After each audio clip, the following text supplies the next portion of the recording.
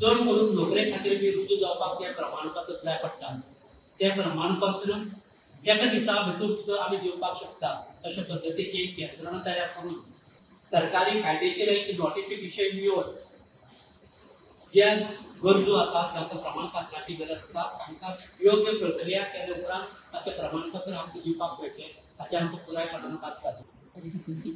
ह्या गजालीचेर आदारून फुडलो पावलो फुडें वतलो। तातूंत भितर एक सामान्य ज्ञान पळोवपी म्हळ्यार गोंयांत राविल्ल्या मनशाक कोंकणीचें जें मुळावें ज्ञान आसप गरजेचें आसा तशें आमकां दिसता। सेपरेट कोंकणी सर्टिफिकेट नासता, कारण 10वी मेरेन कांय जाण मराठी शिकिल्लो भुरगो आसता, पूण तो गोंयकारान ताका कोंकणी येता, उलोवपाक येता, बरोवपाक येता, बेसीक नॉलेज कोंकणीची तो ताका खबर आसता।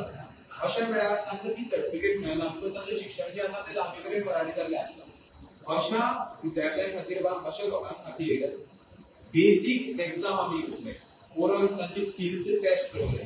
लँग्वेजीचे 4 स्किल्स आसात, लिसनिंग, स्पीकिंग, रिडिंग आनी रायटिंग।